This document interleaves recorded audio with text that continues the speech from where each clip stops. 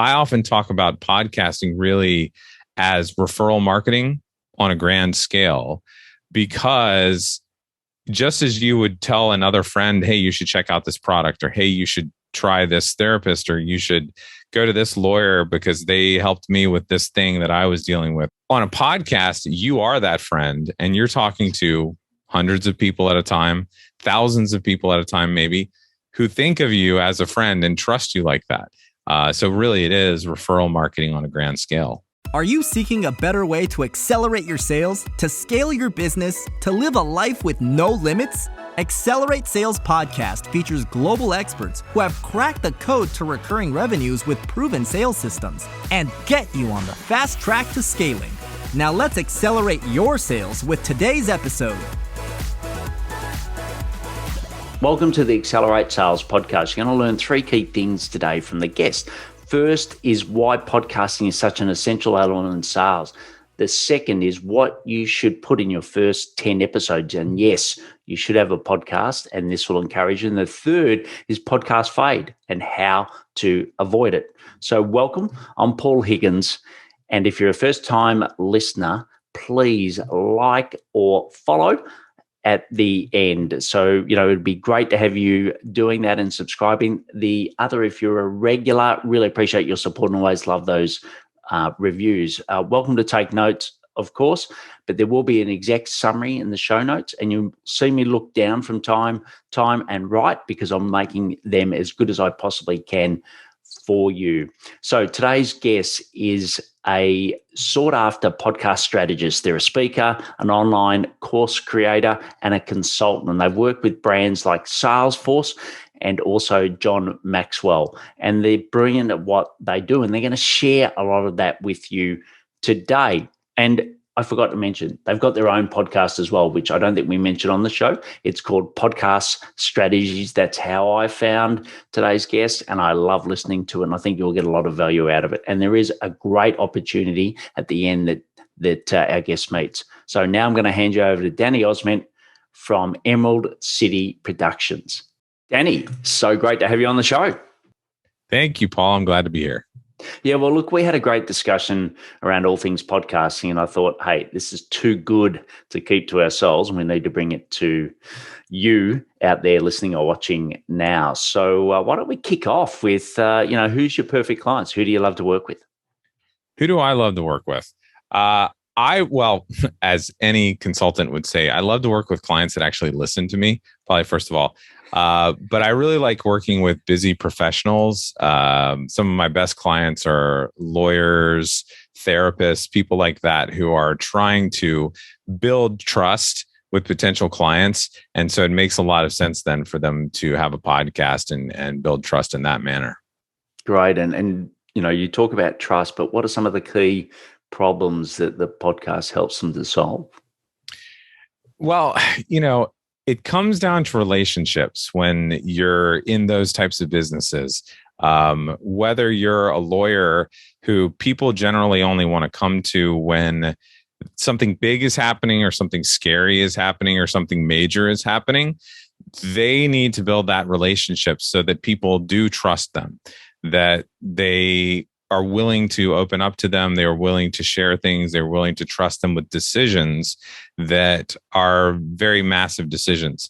Same thing like with therapists or coaches or consultants, having that relationship that is almost a friendship is pretty key. And that's something that podcasts build. If you think of the average podcast listener is listening to, or they're subscribed to something like 6 podcasts now. They listen to an average of 60 minutes to 90 minutes of audio a day. And so when they follow a podcaster, when they listen to a podcast, maybe it's a podcast that a therapist is doing and they're learning how to improve their life, improve their relationships or something like that, they're spending maybe 20 minutes, 30 minutes a week, sometimes 45 minutes listening to that person. And there are statistics out there. Edison Research has released these, and Apple Podcasts has released these type of statistics that 93% of podcast listeners listen to more than half or all of every episode. So really, after a few weeks, you have someone that has spent 2 hours, 3 hours listening to you. And there are a lot of people that don't spend that much time with friends. They don't spend that much time talking to their spouse or their partner. So you have this really strong relationship. And then when you're trying to find clients, when you're trying to sell digital products, when you're trying to do anything like that, having that trust, having that relationship where someone's a friend is pretty powerful.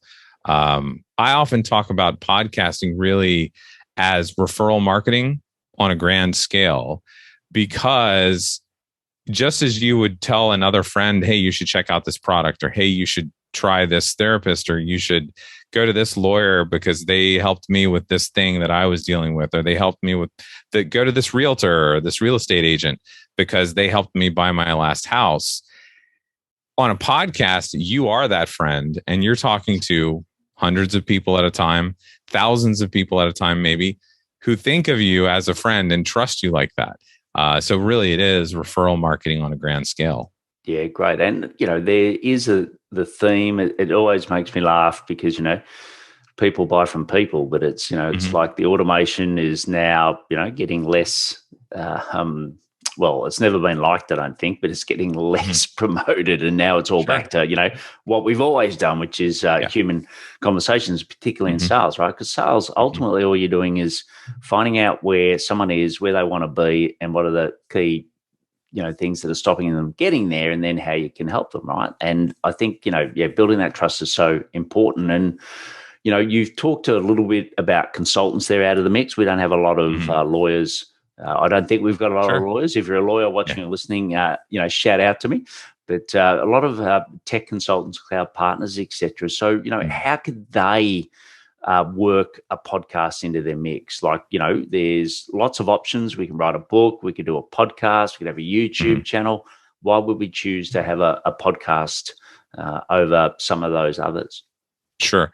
Well, it goes back to some of the things that I've said. Any type of consultant. In fact, I'm working with a client now who is a tech consultant who specializes in financial advice for tech community, technology sector employees, people advising on their career, all those types of things. So any consultant, in any field, in any industry, can use a podcast to build their level of authority. Like you said, use the example of a book. If you've written a book, people tend to consider you an expert in something. Yes. Well, if you do 20 episodes of a podcast, that's something along the lines of 50,000 words. And for many people, that's a book. And in fact, we have podcasters who hire ghostwriters, give them an outline and say, here are 30 of my podcast episodes, write a book from this. So the idea of the podcast is that over that amount of time, you have the ability as a consultant to share stories, share advice, share experiences, teach people things, solve problems for people. I often tell podcasters when they start out that in your first 5 episodes, after you've told people your story, how you got where you are, and in your second episode, after you've told them, here's what this podcast is going to be, here's how I'm going to help you, here are the goals, to immediately in the next few episodes, tackle the 3 main problems you see as a consultant all the time, or answer the 3 most common questions you get as a consultant. Because I guarantee you get them, like everybody has that question that they hear from someone every week, or I have those questions from podcasters that I get through email every week. It's the same question. How do I build my audience? How do I monetize my show? I get them all the time. And if I can answer those questions really quickly early on in my podcast, I not only have people now that know me because they've heard my story and I've told them how I want to help them, but I've helped them. And they are more likely then to continue listening. They are more likely to continue and become potentially a client, or buy my book if I have one, or get on my email list, or hire me to come speak to their corporation and maybe start a relationship that way. That's really how it's going to work with a podcast, is you're building up that authority over time. And then you create that warm relationship with those people that you've helped. And it may not be in the first 10 episodes. It may be 100 episodes down the road. But at some point, someone who has entered into that funnel in a way of your podcast, they will build a relationship, trust you, learn from you, and then need you at some point and will hire you. Yeah. And what's I know that you're very well experienced in the industry. Mm-hmm. Have you seen any data as to where people typically start listening? For me personally, I always start with the newest and work back. But where do most people start listening to a podcast? Yeah, that's a good question, and it's gotten interesting recently. To frame the podcast world, it is still a world where Apple dominates as a company. It is starting to shift. Just to give you some idea, Apple is responsible still for their podcast app is still responsible for about 60% of all podcast downloads. And I would assume that's probably true in Australia where you are. It's still relatively true in Europe, even where Android devices are more dominant. And then you have all of these, what we call aggregator apps. So apps like Overcast or Pocket Casts or Castbox or Castro, all these fun apps where people listen to podcasts. Yes. Well, they still use Apple's directory. So Apple's still responsible for about 85% of all downloads. And Spotify is coming in now at about 15%. Google Podcasts is coming in strong, but it's still Apple. And so recently what has happened is Apple changed their operating system, which meant they changed their podcast app too. Yes. And where it used to be that when you searched for Accelerate Sales podcast or my podcast strategies, you would see a big button that said subscribe. And then the first episode you'd see would be the trailer episode. Yeah. Well, now Apple has set it up so that you have to follow a podcast. You don't subscribe anymore because they have premium content and they want you to subscribe to premium content. Yeah. But that big button now says latest episode. So my answer now is I guarantee you, if anyone finds your podcast now, the first thing they're going to listen to is your latest episode. Yeah. And that happened in the past a little bit, but it's going to happen even more so now. So it's really important. Every episode, your first minute is going to be key. But to your question, even if they listen to your latest episode, I think you're in the 300s now. I'm in just over 100. Even if they listen to episode 115 for me, every month with our clients and even in the industry, we see about 5 to 10% of our clients' downloads coming from their first 10 episodes. Right. So 5 to 10% of listeners are finding you at episode 20, 50, 100, the latest episode. And then they go back and they start listening to every episode. So that's why I talk about those early episodes are really important. And it's also important as you're hundreds of episodes in, you could start to consider, hey, I could replace those early episodes with information that is more current to what I'm doing now. And then let people know, like when I get to episode 6, hey, for the next 100 episodes, you're going to hear some of my older stuff. You're welcome to listen. But if you want to stay current, go ahead and skip to episode whatever. That behavior is pretty true. That binging behavior of going back to the beginning and listening through is pretty true for most podcast listeners now. Yeah, and it was a bit of a journey when I went back, and my podcast has had 3 brands. So it had Corporate Escapees, then Build, Live, Give, and now Accelerate Sales. And to go back at Corporate Escapees and listen to the first couple of episodes, I'm like, well, this has got nothing to do. So yeah, I think it's a great tip, and that's what I did. I've just written down an action now to go and update that again. I know, and I love that about podcasting. I've changed the title of my podcast 3 times. Most people who've gone past 100 episodes have done something similar. And I tell new podcasters all the time that a podcast is a great form of content to start with. Yes. Because not only is it long and you can chop it up and use it for different blogs and social media and video and all that sort of stuff, but it allows you to work ideas out. It allows you to put a lot of content out there. Ask your audience, hey, what feedback do you have? What questions do you have? Send them to me. I will answer them. And then you start to realize, oh, I've been talking about this for 10 episodes, but every question I'm getting is about this other topic or this other area of my industry that I'm consulting in. Maybe I need to shift over there. And then people find that when they shift, they get more questions and the audience becomes more engaged and they get more leads or they get more requests to speak at this conference. That's why I love podcasting, because you can learn a lot about your audience through it.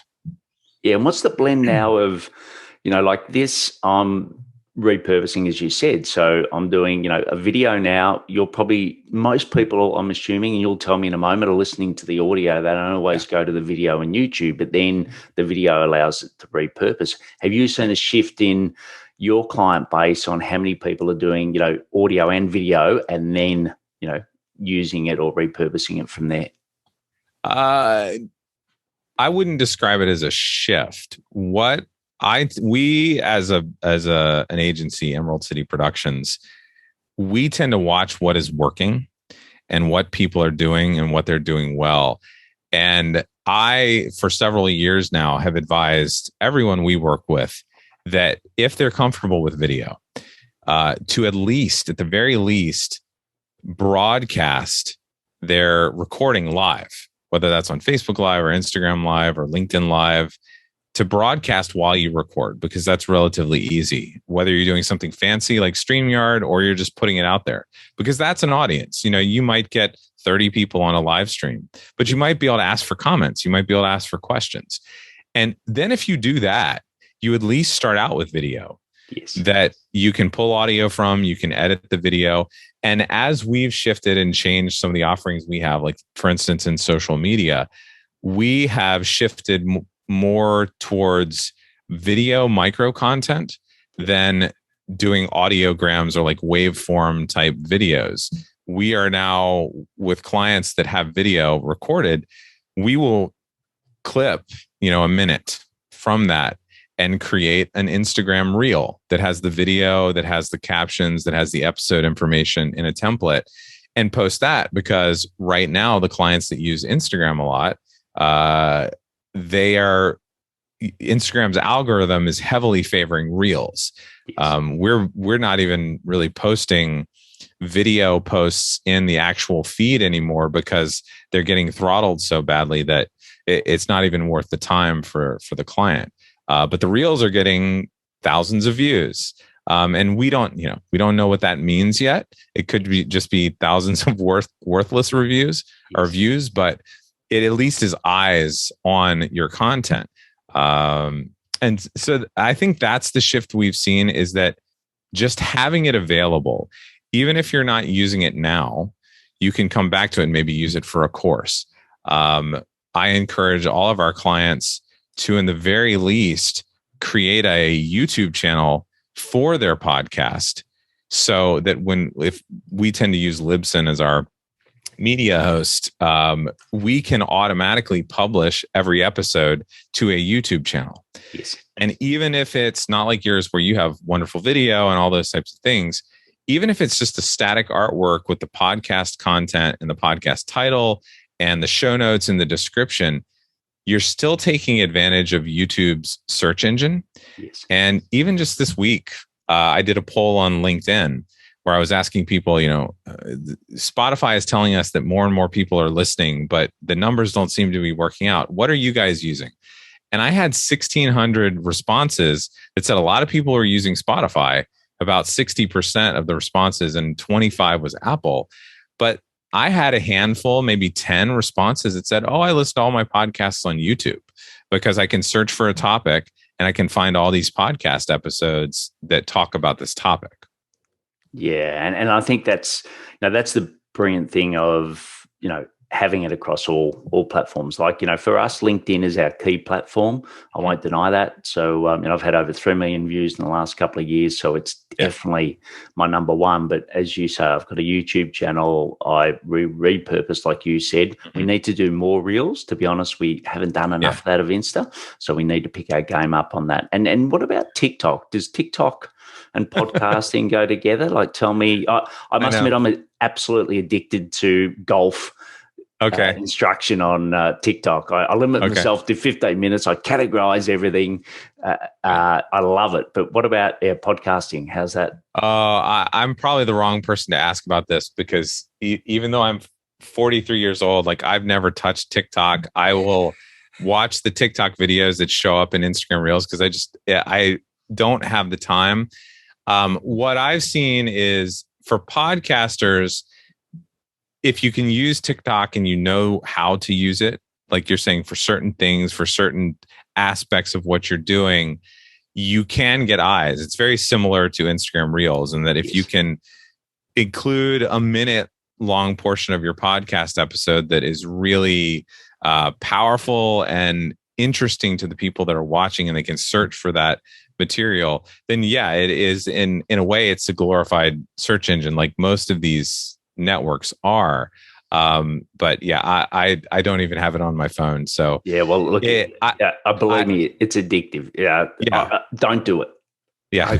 I've had other people ask about Pinterest. Yeah. That's one search engine that I'm getting ready to come back to as a podcast consultant and look at, okay, what is Pinterest doing now in searches?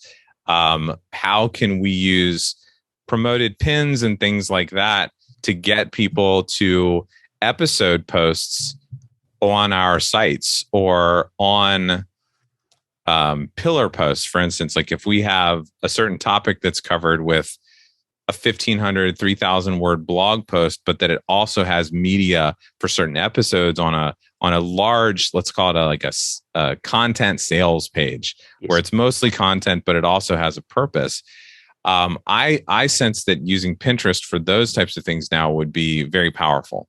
And I know some podcasters who are also bloggers who generate a lot of traffic doing that. There you go. I only thought Pinterest when I'm trying to renovate the house or when we build a new house. But yeah, great points. And around the sales. So I know for me, I build a lot of strategic partnerships because I think that's a great way if you can get strategic partners rather than doing one-on-one sales. And that's what I mentor my clients on. Yeah.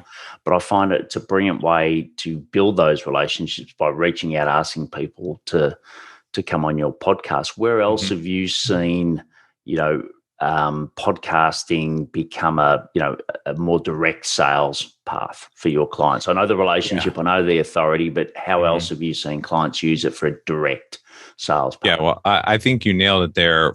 For most consultants, one of the most effective techniques that I've seen is if you have a podcast in a certain industry, essentially reaching out to any corporation, any company, any person that you would love to have as a client and get them on your podcast to start that relationship, make them feel like a celebrity, use them as an excellent case study.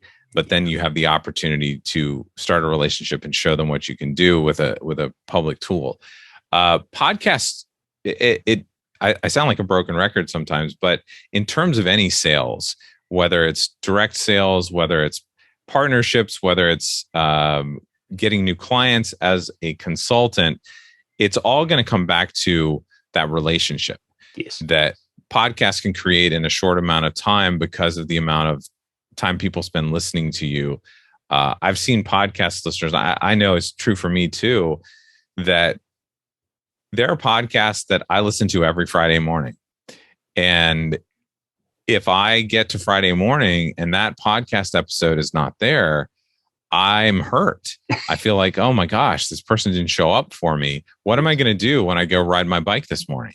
I feel ghosted as a friend. And you want to avoid that. So that's also the power of, if you can get people to feel that way about you, where they really miss you if you're not there, anything you recommend, they check out. Anything you recommend they buy, they will buy. If you say, hey, I've got this new checklist that you should go download, they will download it. Most of the members of my membership site where I train podcasters are people that came through listening to my podcast. Yes. It's very, very good for those entry points in your value ladder that if you, even as a consultant, if you have an ebook, if you have a course that you're selling, if you have workshops that you're going to do, sort of group mentoring through, or group teaching, or anything like that, a podcast is wonderful because you get that larger audience that trusts you enough to get into those low barrier of entry things. And then you can filter down to that one client that then hires you for the 5-figure contract. Yeah. And that's where I've seen it work. And then what I've seen be powerful about podcasts too, once you have a podcast, it is easier to go to other podcasters and pitch them to have you on as a guest, as an expert. And so you could go to podcasts with larger audiences, talk about your expertise and help that podcaster out. And I will say, I'm a consultant myself. I'm a podcast consultant, which I guess is similar to being a tech consultant. I'm dealing with tech and sales and all those types of things. But when I go on those podcasts, that's where I've gotten larger clients from. Somebody who listened, because it's a larger audience, somebody who listens to that podcast, listens to that expert, then hears them endorse me as an expert. And they're like, oh, we have a podcast. We totally need help with our podcast, growing it or managing it or whatever. I'm going to contact Danny. And I think the power there is that when you have a larger audience and you have this tribe or whatever you want to call it as an expert, experts endorsing someone who's even more expert in a smaller area seems to be very powerful and very effective at getting those higher value clients, the people that will hire a lawyer on a monthly retainer for $3,000 a month because they heard this lawyer talk about their expertise in intellectual property or something like that. And that's a specific need that one client had. And that one client never would have heard you without being on that podcast as a guest. Yeah, perfect. And I'm glad you brought that up because that was going to be one of my questions. And the last question is about people are listening. You're listening right now and you're thinking, this sounds wonderful, Danny. I can see all the benefits, etc. But isn't starting a podcast just too hard? I've left the run too late. Yes. I've already got so much on my plate. I can't afford I just can't afford the time to do another thing. Right. Yeah. What do you say to all the people listening right now that are having that thought? Well, this might surprise you, but I'm going to say, yes, you're right. Podcasting is hard. Podcasting takes work. You have to be, just like I was saying, you have to be consistent with podcasting. You have to show up every week or every other week. And podcasts do not go viral. You can't create the perfect podcast episode and all of a sudden you're going to have hundreds of thousands of downloads. The average podcaster gets 120 downloads per episode. Yeah. If you get 1,000 downloads an episode, you're in the top 20% of all podcasts. But those 1,000 people, again, are spending a half hour, 45 minutes with you every week. So it's very powerful. Yeah. And so when I say, is it hard? Yes, it's hard, but a lot of people find it very easy to talk something out. They don't fancy themselves a writer. They don't necessarily want to be on video. Podcasts are very forgiving, like we talked about. You can change, you can shift, and you can talk through a half hour of an outline of something you're going to help people with. And you do that all the time because you do that in consultant meetings. You do that in sales calls. You do that when speaking at conferences. So it's a very easy transition. And then in terms of the tech, it's pretty low barrier of entry. You're speaking on a nicer, I think a Shure USB or a Electro Voice USB. Australian plug here, a Rode. Rode. Okay, you got a Rode. Yeah. I have a lot of Rode mics as well, but I'm using a $100 USB microphone from Audio Technica that plugs directly into my computer, and I record. I am a testament to how easy this is. I'm someone who had a huge recording studio in Nashville and owned microphones that cost $12,000.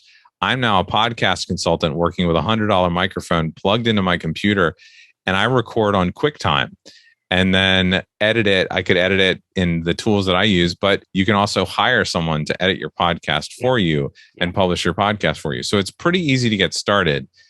The harder part is sticking with it. And that's why I tell people, you got to stick with it for 6 months, because that's when you start to see that audience that you've begun to build a relationship with. You start to see the momentum. You start to see people recommending, more people listen to you. Your audience starts to grow.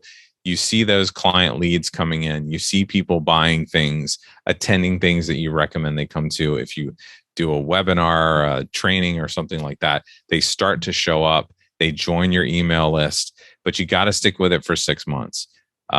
We have a term in the industry called pod fade, and that's because most podcasters never make it past 15 episodes. Yeah. I'll give you an example. Like right now, I'll go from the big number down. There's about 2.6 million podcasts that Apple says is in their directory. Yeah. And about 1.7 million of those are dead podcasts that haven't released episodes in forever, or only had one episode or no episodes. Most of them came from Anchor. If you need a culprit there. Yeah. But when the pandemic started in, let's say April of 2020, May of 2020, there were about 460,000 active podcasts, meaning they had released an episode in the last 90 days. Now there's only 350,000 active podcasts. So in the span of a year and a half, 100,000 of those podcasters decided that this is too hard. I finally had time to start a podcast, and I was like, I can't do this. But it's also great because if you're one of those 350,000 podcasters right now, you have a much larger audience for a lot less podcasts out there. The listenership has just continued to go up and up and up, but there are less podcasts. So you got to stick with it. Can't pod fade. Spot on. And as you said, Spotify aren't here to get 15% share, right? So they're going to continue to drive it, promote it. There'll be a lot of innovation. I know when I started, it was clunky, it was hard, and there wasn't many services to really help you, launch your podcast and to do it. Like now, literally, services like yours at Bring, you can just get on Zoom with a $100 mic, maybe an SLR camera if you really want to go out there, and bang, away you go. Just have a conversation like you would every other time. You get a bit of a strategy, a bit of a structure, and away you go. So look, at the end, we'll talk exactly how you can get some help from Sure. Danny. But Danny, are you ready for the sales deep dive? Absolutely. All right. Well, we'll kick off with, what are some sales habits that you do every day to accelerate your sales? Well, since I talked a lot about relationships, I try to do something every day that furthers a relationship, whether that's emailing a client and keeping something moving there, whether that's emailing my email list, whether that's creating my next podcast episode. It's something that is much more robust and deep, that connects with someone in some way that is helping us move our business forward. Brilliant. What about technology? You've talked a lot about the technology for podcasting, but what technology you use to help accelerate your sales? To accelerate my sales, the one I probably couldn't live without right now is ConvertKit, in terms of managing my email list. And we're starting to play with a new tool called Go High Level, that allows us to build our funnels in there, manage our email list, do some e-commerce, manage our membership site. And I'm seeing that will probably be the most essential tech piece in the future for me. Yeah, and this question may be a little redundant given what we've talked about, but where do you get your best source of ideas for podcasts? And maybe not the platform per se, but maybe even some suggestions on who or what you follow. Oh yeah, who or what? Well, in general, I mean, I get all my best ideas about podcasting through listening to other podcasts. Yeah, and I would say that as much as I listen to business podcasts and get ideas from marketing podcasts, I will listen to other regular podcasts and get amazing ideas about how to communicate with an audience or a technique. And one podcast that I love right now is called Pantsuit Politics. It is primarily talking about politics in the US, but it's two moms who were both lawyers who are avid political fans, love talking politics, and happen to fall slightly on both sides of the, one's more conservative, one's more liberal. But they have wonderful conversations, and they have this wonderful rapport and relationship with their audience. And so hearing how they relate to their audience and communicate with their audience has given me some of the best ideas that I've passed on or used to grow my own. Brilliant. Well, the last question's the big ones. So out of all the advice you've given today, what's one key takeaway we can do to accelerate our sales? Start ugly. Start ugly, get started. Like I said, that's one reason I love podcasts, because you can get started and start to test ideas. And we talk a lot about minimum viable product and things like that when we're selling something or coming up with a new idea or a new program or a new consulting, whatever you're doing. Starting ugly, just getting something out there and starting to get feedback is the one thing that accelerates my sales more than anything. Yeah. And look, I'd love for you listening or watching now to go back and listen to my first episode, right? And you'll just see the journey that I've been on. So you'll see my ugly. And I know that John Demas always talks about that as well. The only benefit he had is that he did one a day. That was his key thing. He got better faster, right? Podcaster, right? You just get better and better at it. And I think it's not just for me, for my learning is that you get better in life in communicating. I think that's the great thing. Like now, if you've got to stand up and make a speech or something, it's a lot easier if you're so used to talking. And it just becomes it's like any habit. The more you do it, the better it becomes. So look, it's been wonderful having you on, Danny. So everyone, you can go and find out more at Danny Ozment. So we'll have the links, but it's ozment.com. And if you go to /pod, so dannyosment.com/pod, there you can find out about his membership, which has got a brilliant Slack community that's very supportive. It's got courses to help you go from soup to nuts on creating your own podcast. And yes, I'm biased, but I do think out of all the marketing effort that I've done across the last 3 years, podcasting has been by far the most rewarding. I've built friends, relationships around the world. And, if you're sitting on the fence, please jump off, go to talk to Danny and see if you can be, as happy as Danny and I are with podcasting. Danny, thanks for sharing your wisdom today. Thank you, Paul. I really appreciate the time.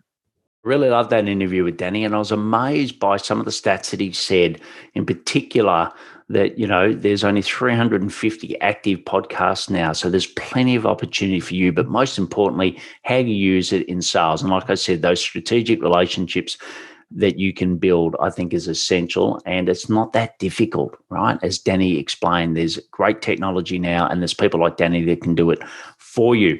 So why don't you share what you learned? Take a snapshot of the episode and share it with Danny. He would love that on your socials. Also, the show notes will be there. A key summary with all the links that he mentioned will be in there. And also, if you really love the show, why not share it with others so you can be a sales hero to them? That would be fantastic. Please take action to accelerate your sales. I'm fired up after today's episode. What about you? But hey, before you go, learning is just one piece of the puzzle. Now it's time to put today's strategy into action. Head over now to today's show page at paulhigginsmentoring.com/podcast and share how you'll put it into action. Be sure to head over to your favorite podcast platform and subscribe, rate, and review the show. Tell me what your favorite episode is. And don't wait 1 minute more to gain access to your pulse check at paulhigginsmentoring.com. This could be the difference between struggling to get more leads and making this next quarter your best one yet.